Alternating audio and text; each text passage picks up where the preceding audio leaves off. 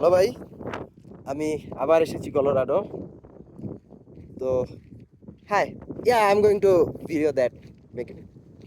ওকে, এক মিনিট, একজন আমার একটা জিনিস দেখাবে। যাই হোক, আন্টি আমার জানাইতেছিল এলাকার ঘটনা, যেটা আমি কমপ্লিটলি করে আসছি, but anyway, no disrespect. So এইটা হলো হুজিয়ার পাস। আমরা আজকে বেশ কয়েকটা পাসে যাব। আর কয়টা, এটা হলো Hoosier Pass, continental divide. Continental divide নিয়ে আগে বলছি, ট্রিপল ডিভাইড আছে গ্লেশিয়ারে, বাট আমরা সেখানে তো ট্রিপল ডিভাইডে যাইতে পারবো না যখন যাবো। সো এখানে দেখেন, এক পাশের পানি আটলান্টিক ওশনে যায়, আরেক পাশের পানি প্যাসিফিক ওশনে যায়। সো পাইক ন্যাশনাল ফরেস্ট আর হোয়াইট রিভার ন্যাশনাল ফরেস্ট, এই দুইটা আর কি আলাদা। এবং এটা হুজিয়ার পাস দেখে আমরা থামছি, কারণ এটা ইন্ডিয়ানার মানুষজন বানাইছিল। দাঁড়ান দেখেন। সো দেখেন, ইয়া, it's great and the weather is very nice. It's not too cold and not too hot. So hello ভাই, তো যাই হোক, আন্টি অনেক কথা বলতেছিল। তো কন্টিনেন্টাল ডিভাইডের থ্রুতে আমরা অনেকখানি যাবো। এই যে দেখেন আশেপাশের অবস্থা।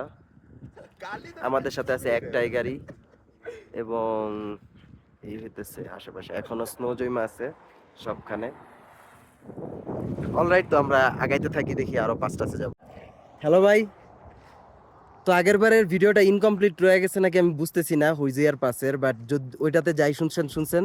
আমরা এখন যাইতেছি লাভল্যান্ড পাসের দিকে। সো মাঝখানে জানি কই থামলাম। ও, মাঝখানে আসলে তেমন কোথাও থামি নাই। হ্যাঁ, তো এইটা হলো লাভল্যান্ড পাসের যে রাস্তা, ইউএস হাইওয়ে 6 এর একটু পোর্শন। হ্যাঁ, এবং এটা হলো সিলভার থর্নের ওদিক থেকে আমরা আসতেছি।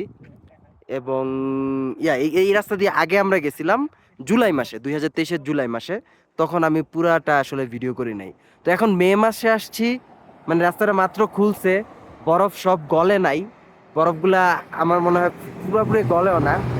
এলিভেশন 11,000 ফিটের উপরে, 12 বা 13,000 ফিটও হইতে পারে। এই যে দেখেন, ওইদিকে নিচ থেকে গাড়িগুলো আসতেছে। তো আমরা আস্তে ধীরে পাশের দিকে যাইতেছি। এখন লেখা আছে যে লাভল্যান্ড পাসে কোনো পার্কিং নাই, কিন্তু আমাদের আবার এখানে হাইকিং করার ইচ্ছা আছে, কাজে আমি ঠিক শিওর না।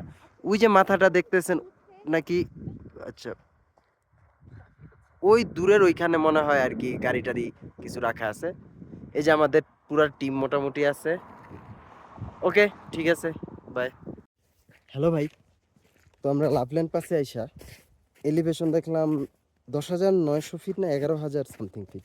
তো যাই হোক, তো আমরা এখন গ্রিজলি পিক ট্রেইল হেড থেকে গ্রিজলি পিকের ট্রেইলটা ধরে হাঁটা শুরু করছি। তো আমরা যাব হলো, দেখি মাউন্ট স্নিকটাও কি যাইতে পারি নাকি। যদি যাইতে না পারি তাহলে আবার চুপচাপ ব্যাক করব।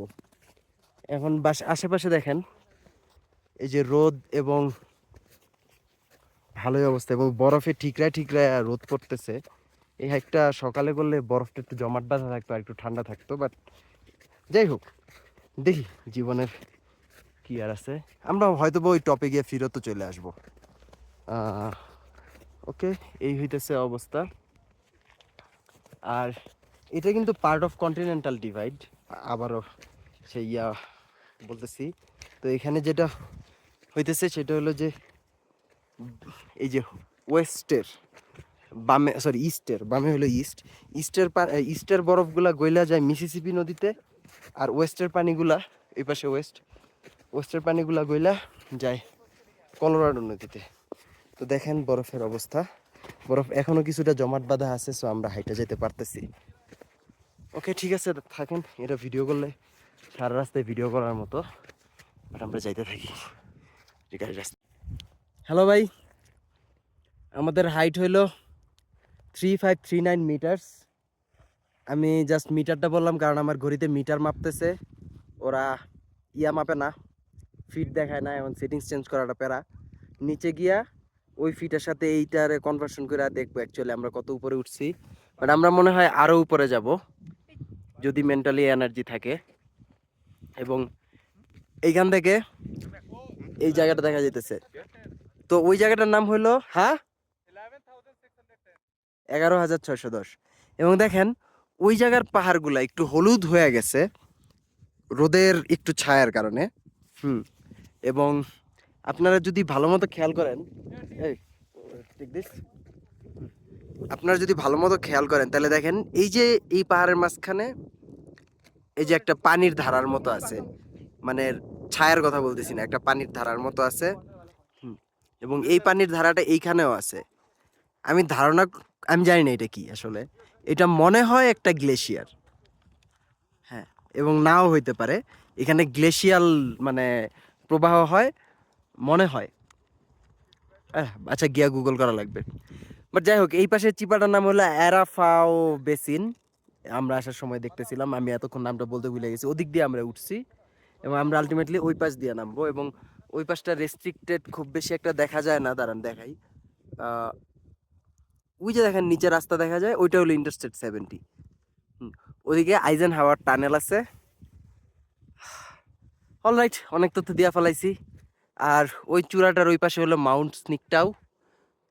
কি সুন্দর মেঘের ছায়া পড়ছে, আমরা দেখি যেতে পারি। ওকে, থাকেন, বাই। হ্যালো ভাই, চারপাশে বরাপ আর বরাপ।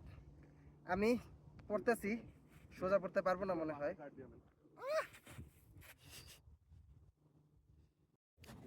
হ্যালো ভাই, শেষ পর্যন্ত আমরা টপে যাই নাই।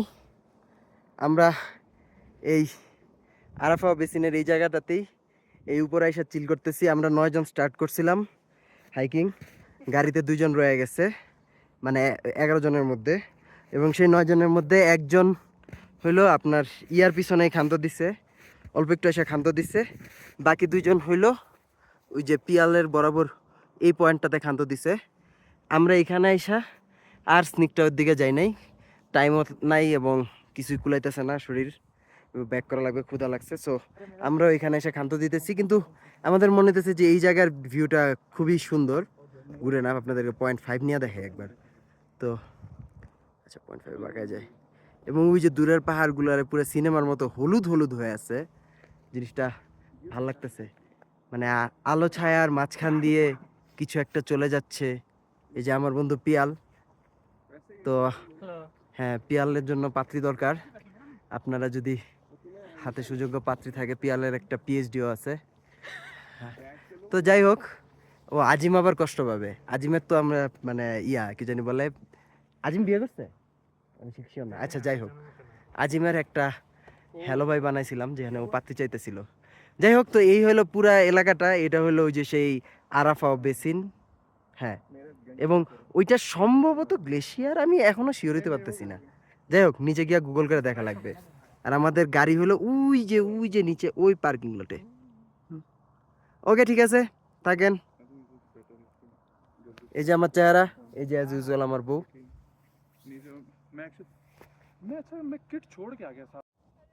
হ্যালো ভাই, তো ওইটা ছিল সাউথ সাইড মনে হয়, এটা হলো নর্থ সাইড। দেখেন ওই যে নিচে ইন্টারস্টেটটা দেখা যাইতেছে, ওই যে নিচের যে রোডটা, আমরা ওই দিক দিয়ে এখন নামবো। এবং ওই রোডটার এই যে দেখেন অংশ অংশ এই যে এখানেও দেখা যায়।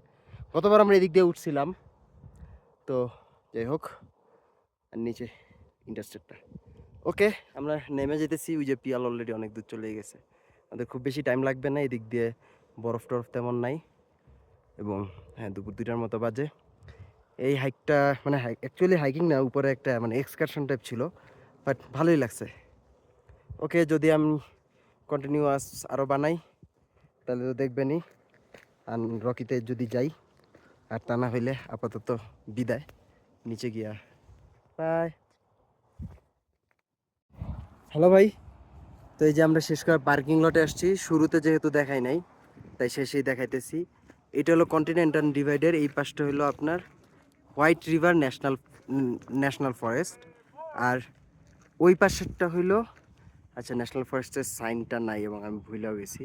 এবং ওইটা হইলো দেখেন লাভল্যান্ড পাস, এলিভেশন, আচ্ছা এখানে দেখা যেতেছে না, 11,990 ফিট, মানে 10 ফিট হলে 12,000। আমি এখন টেকনিক্যালি 12,000 পাশে দাঁড়ায় আছি। এবং এই পাশটা হলো আপনার কন্টিনেন্টাল ডিভাইড আর কি ক্রিয়েট করছে। সো এই পাশের পানি আর কি, এটা হলো হোয়াইট রিভার ন্যাশনাল ফরেস্ট। এই পাশের পানি যায় মিসিসিপিতে।